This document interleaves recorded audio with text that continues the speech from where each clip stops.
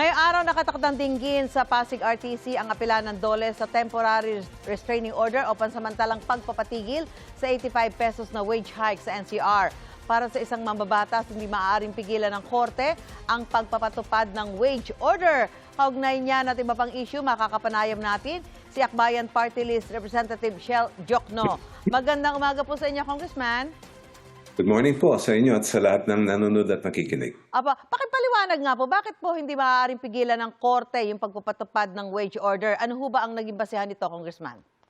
Well, klarong-klaro sa ilalim ng Labor Code na hindi nga pwede mag-issue ng injunction o restraining order laban sa mga lumalabas na orders ng ating Regional Tripartite Wages and Productivity Board o yung Wage Board nga kung tawagin. At para sa amin, malinaw na malinaw ito. Kaya nagtataka nga kami kung bakit ganun nga ang nangyari doon sa Pasig Court. Opo, para meron nagulat lahat. Anyway, posible ho ba o pwede maimbestigahan ito ng Kamara lalo para kay manggagawa party lista Eli San Fernando, pinanghihimasukan ng Pasig RTC Branch 152 kung ano yung nakasulat sa batas. Ano po ang reaksyon niyo dito, Congressman? Opo, at alam naman natin lahat na yung dapat iiral dyan ay yung mismong provision ng ating Labor Code. At sa ilalim ng Article 126, bawal nga mag-issue ng mga injunction o restraining order ang mga korte. Ngayon, sa narinig ko kanina ay mukhang didinggin ulit itong kaso ngayong umaga.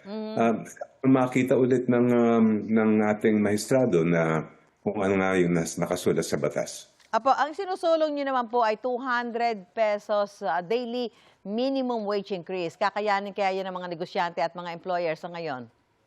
Well, matagal na po namin panawagan yan sa Akbayan Party List. At sa tingin namin ay kaya naman po yan. At sa ilalim ng code, hindi naman po pasok ang mga micro-entrepreneurs at small entrepreneurs natin. So, dapat sa tingin namin ay may sabatas na po ito. Sa usapin po ng impeachment kay Vice President Duterte, ano po ang aasahan natin ngayong Day 11, lalo't nasa Senado na ang tax records ng Vice Presidente, Congressman? Nagsimula na po itong nakarang linggo yung pagpe-present ng ebidensya doon sa Article on Confidential Funds at sinimulan niya ng 2 testigo mula sa Land Bank. Ngayon namang linggong ito, ang inaasahan natin ay tetestigo naman ang mga taga-commission ng audit. At sila po ang nakatakda ngayong araw na ito at sa mga darating na araw for this week.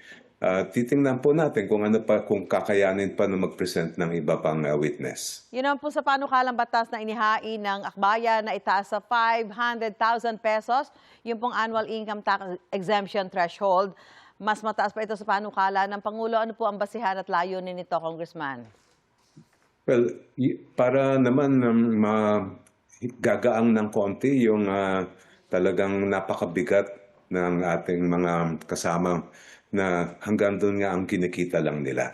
Sa aming pag-aaral at sa aming pakikipagkonsulta sa iba't ibang sektor, sa tingin namin ay makatao at makatarungan yung 500,000 peso na threshold. Okay, antabayanan po natin lahat yan. Anyway, maraming salamat po, Akbayan Party List Representative Shell Jokno. Magandang umaga po sa inyo.